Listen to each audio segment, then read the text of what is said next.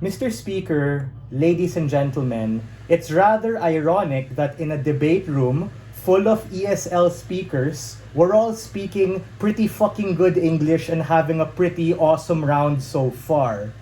Last time I checked, that's only been made possible because of the proliferation of English as a unifying framework and language that intersects all of our different cultures, backgrounds, and ethnicities.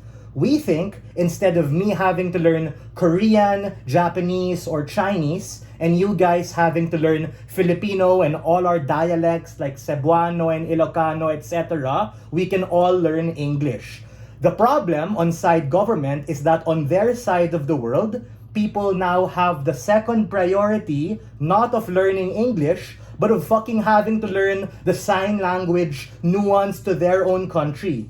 But that is conditional on them being able to speak that particular language thus far. But as what everyone in this debate has said, we live in a very globalized world wherein a lot of people also don't speak English, especially since they come from their mother tongue. Mr. Speaker, ladies and gentlemen, contrary to popular belief, things can get worse, things that are fixed can break, and things that are efficient can become less efficient. Degeneration can happen. On-site government, we undo all of the progress society has made when we actually created and opened our borders to create a world that speaks English, that is able to do great things together because we can understand each other. A couple of things I'm going to do in my extension. Number one, I am going to weigh the comparative of the consequence of priority in terms of how people learn and exercise their ability to speak a language. And I'm going to nuance it to two things. A, public educational systems and how they fit in the education system to be able to rival and beat EPL individuals coming from Ivy Leagues and private schools. And B, a nuance to developed countries and how they're actually a hotbed of globalization. And the second part I'm going to do in my speech, which is a direct response to side government, by the way, I am going to talk about how we better help deaf individuals, co-opting a lot of their benefit, ironically, when we actually have the proliferation of ESL. First part, I'm going to talk about the consequence of priority.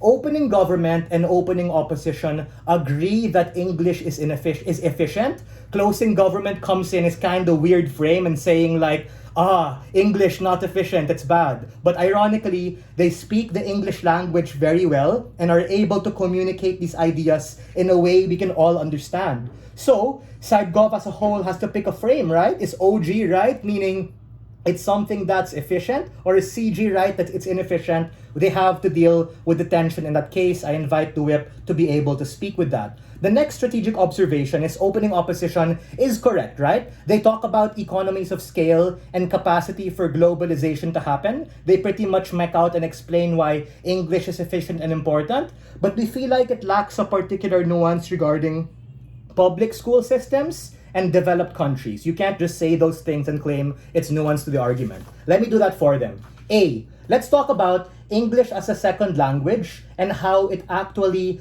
degenerates to become English as a third language, English as a fourth language on their side of the house, as opposed to being able to prioritize learning a particularly nuanced particular sign language. That harm exists on side government because it becomes more fucking expensive because you need like more experts and more people to do so. Meaning, if I from the Philippines, I'm gonna travel to Germany and my second training was not in English, by the way, but it's in Filipino sign language. Wait a minute, Bran. The problem there then becomes that it puts me at a burden to have to learn the other sign languages of other people. And if OG is kind of saying that, yeah, it's good, we can learn it and stuff, bruh, it's just so much easier for both of us to learn English. It's cheaper and more efficient than you having to learn all of these plethora of different sign languages and me having to do the same. It becomes an affront to efficiency, ladies and gentlemen, makes it harder to do things like do business, go to school, learn about other people, and ultimately, the second part of the argument is that The nuance to a developed nation is that these developing nations are often a melting pot of different cultures, whether that be Moscow, Beijing, Delhi, Tokyo, Paris, Seoul, Cairo. A lot of these individuals come from different walks of life. And here's the kicker, this is me extending from opening. Guys, a lot of the individuals who study and work here are often migrant workers, people who are not the most rich, people who speak another mother tongue. So, if we want private schools to be able to contend and train individuals and upskill them to be able to work there and get a job there, it's in their interest to teach them English so that they can actually be able to get a job and not be ostracized and pushed to the margin by the very EPL majority who are rich, the very EPL majority who already come from particular institutions that actually favor them because they speak English already. That's the nuance to developed nations. That's the nuance of public school systems. I'll POI whoever raised it earlier. Go.